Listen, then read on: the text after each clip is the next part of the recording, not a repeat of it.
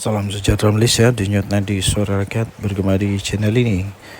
Untuk mendapatkan berita terkini, jangan lupa untuk tekan butang subscribe, like dan share.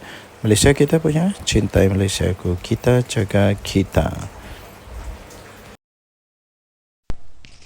Salam sejahtera Malaysia, denyut nadi suara rakyat bergema di channel ini.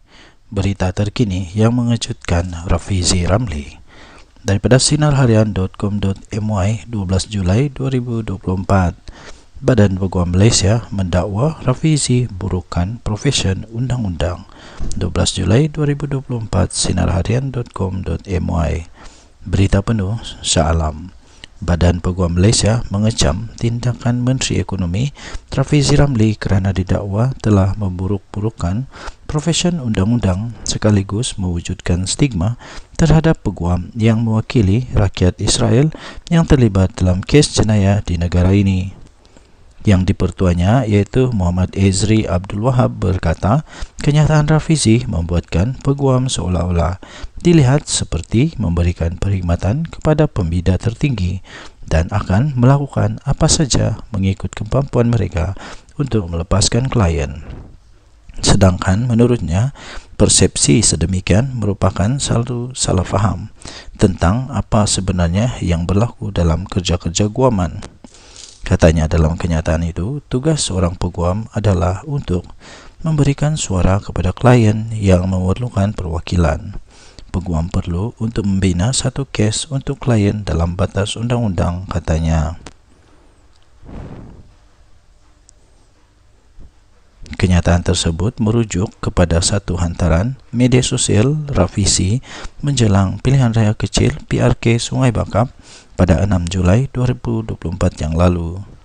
Rafizi dilaporkan telah membangkitkan peranan seorang peguam yang mewakili warga Israel yang berdepan tuduhan berkaitan dengan senjata api.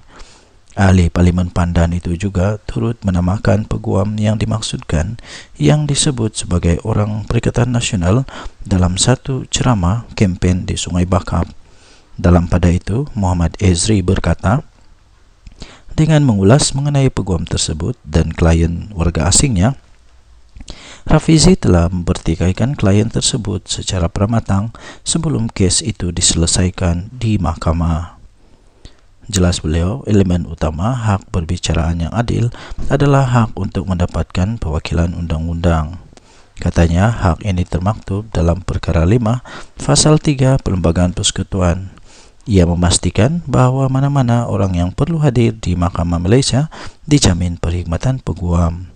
Negara lain yang juga mempraktikkan common law mengamalkan apa yang dikenali sebagai Cabreng Rule, iaitu seseorang peguam tidak boleh menolak untuk mewakili klien yang ingin mendapatkan perkhidmatan mereka kecuali dalam keadaan yang sangat terhad, katanya. Tambah beliau, peguam yang dinamakan Rafizi hanyalah menjalankan tugas dengan memberikan suara kepada kliennya di hadapan Mahkamah Malaysia. Tambahnya, prinsip kedaulatan undang-undang yang terkandung dalam rukun negara kita memerlukan sistem keadilan jenayah Malaysia berjalan dengan sewajarnya tanpa mengira asal-usul tertuduh. Dengan melakukan yang sebaliknya, samalah seperti memutuskan bahawa tertuduh bersalah sebelum kes itu dibicarakan, katanya. Sehubungan itu, beliau mahu semua pihak berhenti memberikan tanggapan yang salah dan membuat sindiran bahawa peguam tidak beretika dalam menjalankan tugas tetap mereka. Katanya, peguam seharusnya dapat memberikan perkhidmatan mereka tanpa rasa takut atau pilih kasih dan bebas daripada prasangka yang tidak berasas, katanya lagi. Denyut nadi suara rakyat bergema di channel ini. Jangan lupa untuk tekan butang subscribe, like dan share. Malaysia kita punya, cintai Malaysiaku, kita jaga kita. Kita jumpa lagi, bye-bye. Salam sejahtera Malaysia. Hai, saya belum bercakap lagi sudah rasa lucu. Belum saya bercakap pun saya sudah rasa lucu. Apa yang lucunya? Ada dengar kata, wah tadi saya tonton video Jufazli. Dengan gelak yang memang lucu betul, dia kata Perikatan Nasional ada 11 ahli parlimen daripada Barisan Nasional akan melompat parti ataupun akan menarik sokongan daripada kerajaan selepas PRK Sungai Bakap. Inilah cerita lucu, cerita dongeng. Inilah cerita paling tidak masuk akal untuk 1 Julai 2024. Dia kata, saya pun mau gelak juga lah. Entah cerita dari mana, entah ini cerita kedai kopi mana yang dapat ini. Dan entah Tok Kadok, entah mana yang cerita ni, entah mana nenek Kabayan yang cerita tentang benda ni. Tidak akan berlaku, tidak mungkin akan berlaku.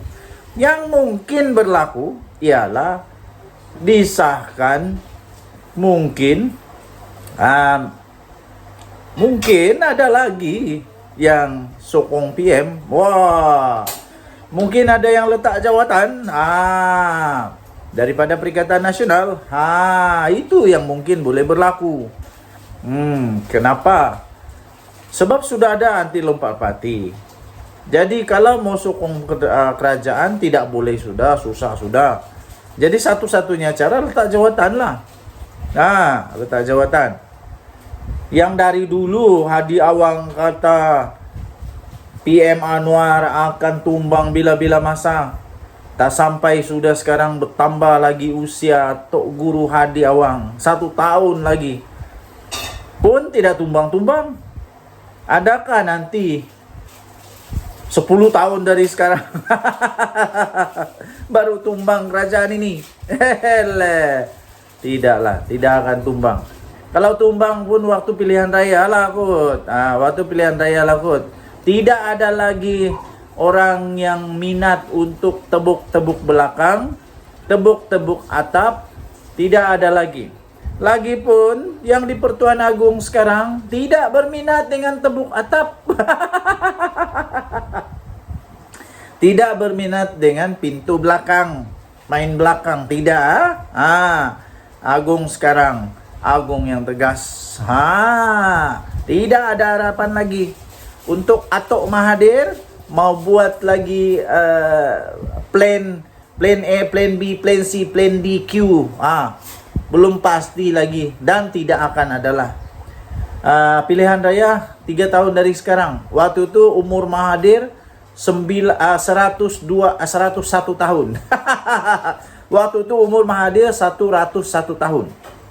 Persoalan memanglah manusia masih ada lagi ke Mahathir waktu itu.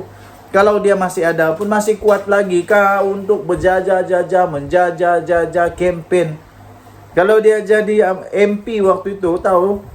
Kalau dia jadi ahli parlimen waktu itu, umur dia akan menjadi umur MP paling tua. Masih boleh berjalan? Saya pun tidak tahu. Masih boleh jalan lagi atau tidak. Jadi yang pastinya 11 MP daripada Barisan Nasional yang konon mau sokong Perdana Menteri itu tidak akan jadi. Jangan risau, tidak akan jadi. Kalau ada, kalau berani, nyatakanlah siapa dia orang. Yang pasti tiada. Tiada. Kesian. Bermimpilah di siang-siang hari. Berdoalah banyak-banyak supaya boleh jadi Perdana Menteri di pulau di planet Pluto ataupun di bulan. Buatlah parlimen baru di bulan supaya boleh jadi Perdana Menteri di sana. Denyut nadi suara rakyat bergema di channel ini. Jangan lupa tekan butang subscribe, like dan share. Malaysia kita punya, cintai Malaysia aku, kita jaga kita. Bye bye.